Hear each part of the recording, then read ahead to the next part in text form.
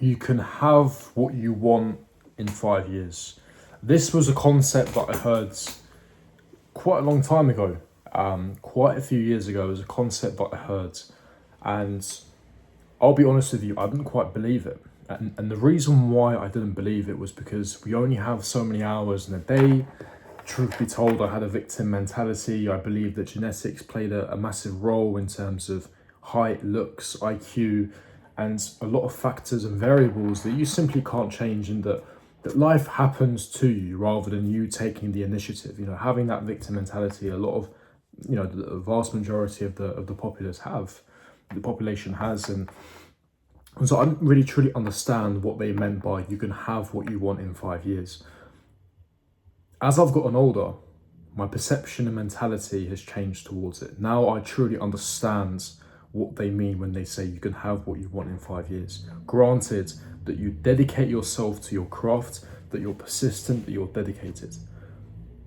Now, what I want you guys to do, and I'm pretty sure you guys haven't done this, and I implore and I recommend you guys do this massively, is microanalyze what you do on a day-to-day basis. Now, I'm not asking you to check what you do per minute. You're not a maniac. I hope you're not.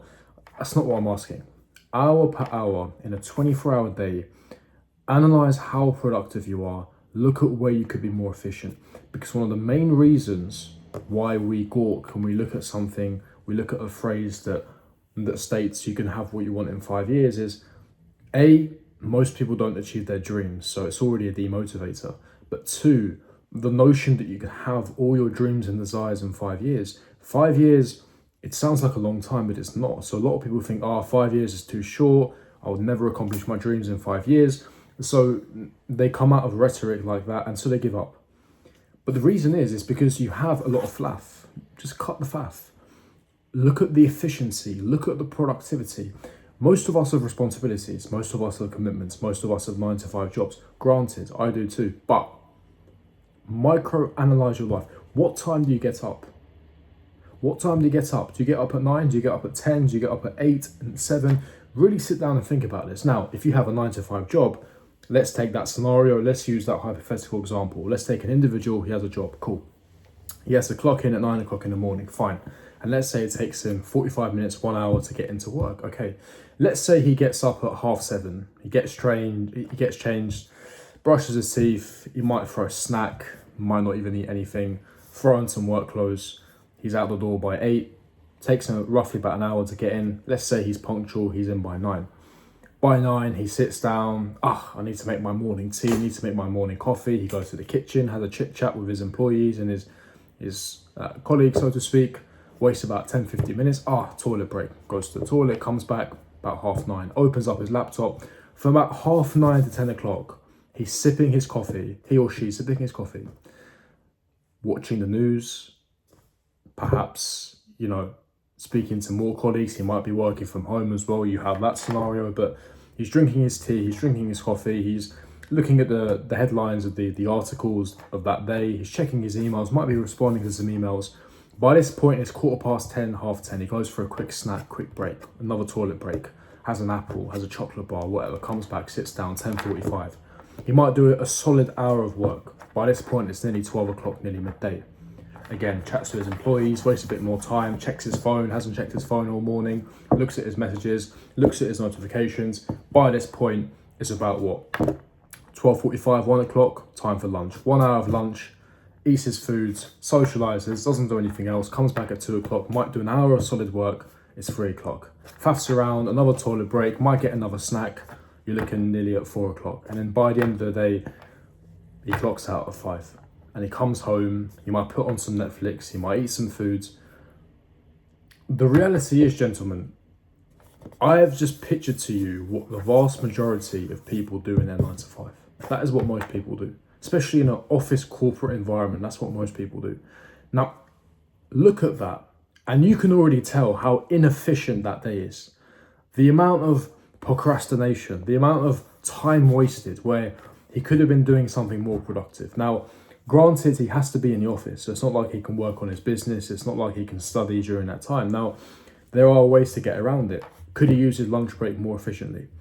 Could he perhaps, if he's studying, use an audio notebook or audio book where in his break times, or if he's working and doing some stuff on his laptop or responding to some emails, he could be listening into some content so that it actually enhances his knowledge. Could he be listening to some podcasts that again could enhance his knowledge, that can develop himself?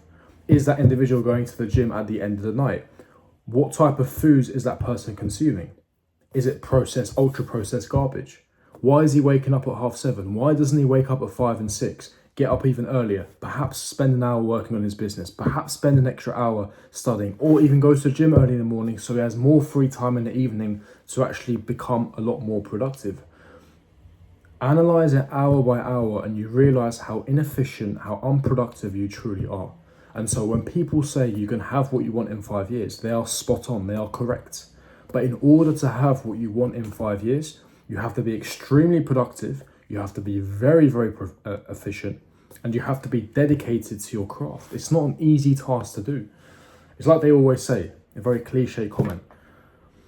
If you want what most people would dream and desire to have, you have to do what most people won't simply do. So you have to be willing to sacrifice. You have to be willing to put the work in, remain dedicated, remain committed to the cause, remain committed to your purpose. And if you say to yourself, that's not for you, that's perfectly fine, but you won't have what you want in 5 years. We all have dreams, we all have goals, we all have desires. And it's really a case of who wants it more. And that is a reflection. It is indicative of your timetable. It is indicative of the current routine, your day-to-day routine, how much time that you waste, how much time you consume on social media, watching the news. And I really want to make a separate video on this, but I am going to touch upon this briefly. This notion that we have to read newspapers and we have to look on social media to get our daily news, it is absolutely inane and preposterous. I haven't checked the news in weeks, and I'll explain why. News articles and media articles, their sole purpose is to create dichotomy, it's division. So what gets more clicks? Negativity. Negative headlines, it puts you in a negative vibration. It puts you in a bad mood. Why am I going to wake up and put myself in a bad mood? People will then have a rebuttal. People will say, but then how do you stay informed? Because that's the whole purpose of the news. Let me say this. If it's that important, I will find out about it eventually. A colleague of mine might inform me. My parents might tell me. My siblings might tell me. Someone will inform me if it's that important. Trust me, I'll find out. If it's really that important, if it's that threatening, word of mouth, it will get to me. Someone will say, oh, have you seen this in the news? And I'll say no. And I'll say, oh, blah, blah, blah happens. And okay, thank you. So I hear it from them. I don't need to see news articles. It's pure negativity. It's garbage. Guys, you don't need to watch the news, please. It's a waste of time. It's a waste of time, and that is part of the inefficiency. So smash the like button, subscribe, hit the bell notification, and I'll see all of you guys for my next video. Peace.